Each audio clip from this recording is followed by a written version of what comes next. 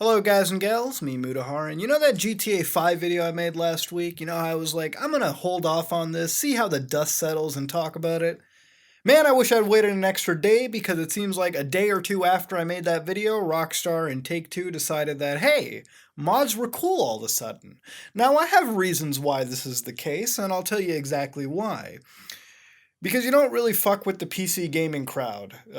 That's the biggest reason to be taken. There's an example way back in the day when Microsoft brought Xbox Live to the PC, and they expected PC gamers to pay a monthly subscription to play online, which, according to PC gaming norm, and as it should be, is free online play. And it's been like that since the dawn of time, and it's been like that here up until today, with the odd exception being the MMOs and certain games which do require a fee.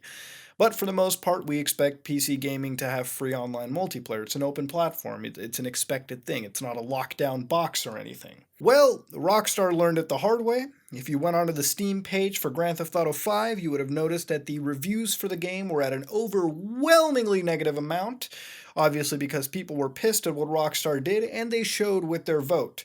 And with that out of the way, it made Rockstar look pretty fucking bad in the eyes of PC gaming, and because it is a very vocal minority, it made their brand look a little bit weaker on the global side of things.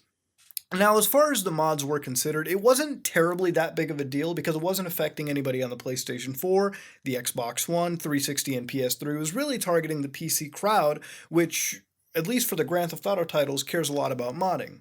Now I give a fuck about modding. I mod a lot of my games, and nowadays I can't really mod a whole lot of games because games don't really come with that mod support that old games typically used to come around with. And typically the games that I mod, I played too much of them anyways to even bother about fucking with mods anyways.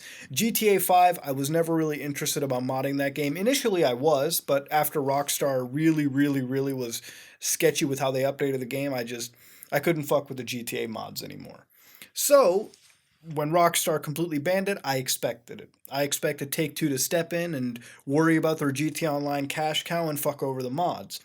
Now, because of the overwhelmingly negative response, the actual developers of the mod tool that had the cease and desist open for are now collaborating with Rockstar Games, and they're trying to get good graces again.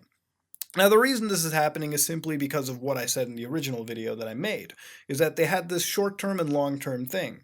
See, Grand Theft Auto is not a franchise where Rockstar pumps it every year. They don't have a rotation of franchises where they alternate from like 1 year we're going to make Red Dead, 1 year we're going to make GTA, 1 year we're going to make Bully. We might throw Manhunt in there. GTA, it's always a sparse release schedule with Rockstar, okay? Sometimes they'll have a little project in between, but GTA is not a game that comes out every year, if at all. You know, last generation, you had a GTA game come in towards the relatively beginning part of the generation and then one right at the end. So this is not a game franchise that keeps pumping out release.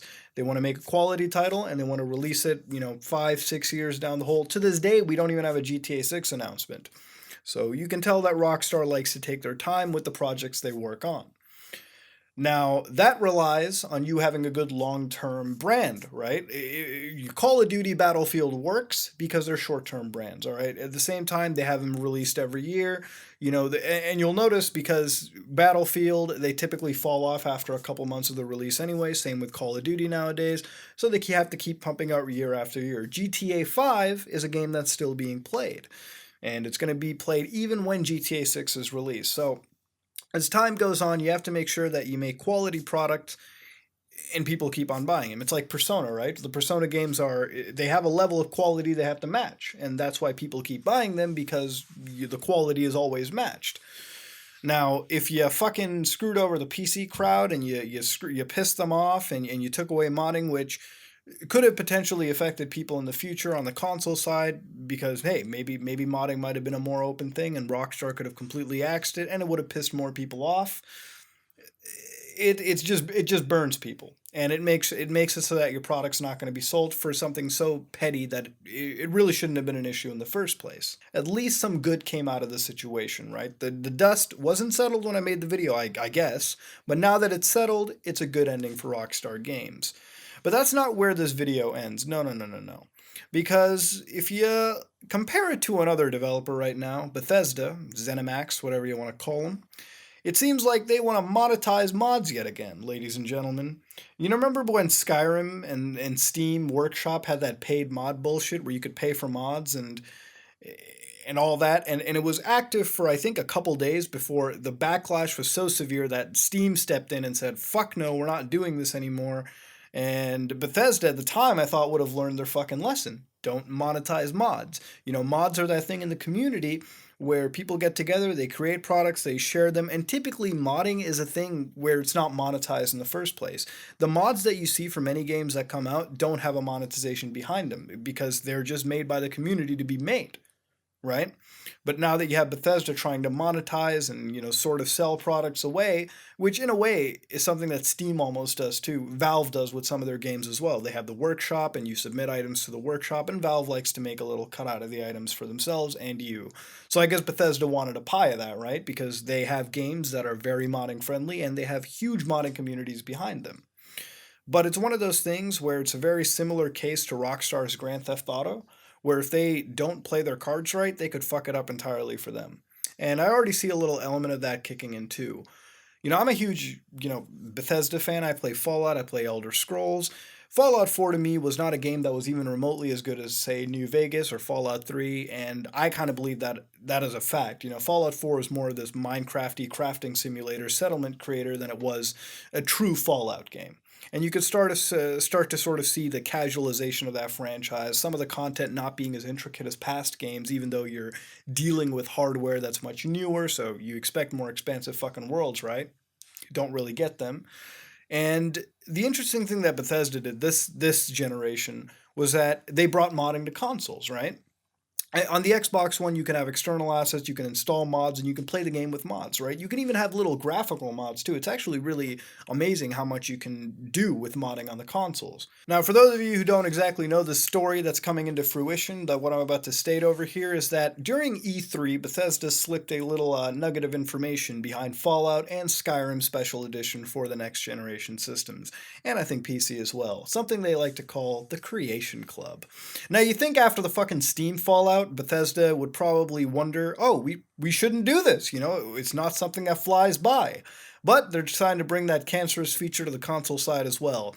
So basically, by paying by buying a currency form for the Creation Club, a little microtransaction, a little tiny dabble of microtransaction hell, you can now afford currency and you can buy little mods, little creations by the community. Bethesda gets a little bit of a cut for these games. So the modding feature that was already, present on the console, which was doing fine, by the way, has now apparently been reaching a point where Bethesda is finding out ways to monetize it yet again. Now, I think that what they have in their head is that with the PC, it might not work. It definitely won't work considering the previous Fallout that has happened. No pun intended. But given the fact that they're dealing with Xbox One players and PlayStation players, I think they feel like they can twist the knife in there and nobody's going to react, which I find sorely mistaken. You've already given these people modifications for free. They're not going to pay for them overnight out of nowhere. All right? Either you've done this shit from the beginning and it would have worked out fine, maybe, or not at all. Overnight, if you add the Creation Club, it's not going to work well for the Xbox One players and the PlayStation players. And if you start giving PlayStation players external assets, or you try to convince Sony this way, I don't know how that's going to happen, then it's kind of a burning feeling to know that you're going to put paid mods into a game where you already had free mods to begin with, right? Now, if Bethesda's doing this, then shame on them.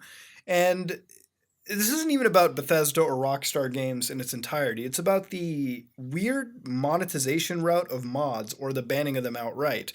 I feel like a lot of these companies at the end of the day aren't making the proper decisions and they're not doing the research enough to ban the right modifications. Modifications that affect multiplayer games or, affect things that are harmful for the competitive scene of that specific game.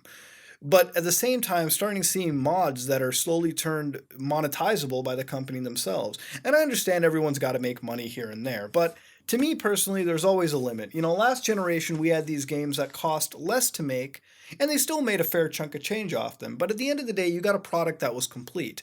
Nowadays, many games that we get aren't really complete to begin with. So when you have modifications that I guess sort of help that knife stuck in you a little bit. The fact that you get some extra content by the community, good content, but now that's slowly being ripped away from you by this one specific developer. And if this E3 thing turns out to be the case, turns out to be as what we perceive to be, which, hey, might not, maybe, then we're going to be paying for mods yet again. And I can only imagine what the fucking backlash second time again for Bethesda is going to be. Because at the end of the day, it's like that thing I mentioned for Rockstar. It's the short term versus the long term. They already kind of fucked themselves with what they did with Skyrim on the PC. But they backpedaled, and I guess at the time it worked, and they still kept their good graces. But if they go hard on this, which, trust me, they will, then it's going to be something that's not going to burn just the PC players, but it's going to burn the console side of players as well. And it's going to negatively affect whatever franchises Bethesda wants to push out. And it's a painful thing too. I've been an Elder Scrolls fan since Daggerfall. I've been playing Fallout since 3 and New Vegas. I went back to 2, and I had a fucking grand old time. But moving on to the newer generation, knowing what Bethesda is doing with their game in general, where it feels like we get less of a game to begin with, and even the fun of modifying the game, which for these franchises is a big deal, is now getting cut up and turned into a fucking commercial success, or at least attempted to be turned into a commercial success. Rockstar is making the right choice. While they fucked up initially, and at this point, it's clear that they are doing nothing but backtracking. At least they're doing that enough to the point where they're keeping their brand safe. When you look at some other developers, Bethesda, ZeniMax, it's something that could hurt them negatively in the future, and us as a whole. Other developers, Square Enix, Ubisoft, they're not giving a fuck about mods in any case. Their games are very unmodding unfriendly. One developer is doing the right thing by backpedaling and keeping the mod community alive and safe, but another developer is going out of their way to monetize mods yet again and shift up an industry, or at least force it, instead of playing it by the way that it is and letting these things roam free as they should. Let me know what you think about the modding situations for both of these systems going forward, and let me know what you think about modding in general. I know that I'm making a very PC-centric video, and for those of you all, guys and gals that are playing on consoles, you might not even give a fuck about this issue, but I still want to hear what you guys think. Let me know what you think about this issue. Let me know if you like the video, dislike the video, if you, whatever you thought about it, let me know. I wanted to get this stuff off my chest and do a little follow-up to what really happened 2 days after I made that video last time.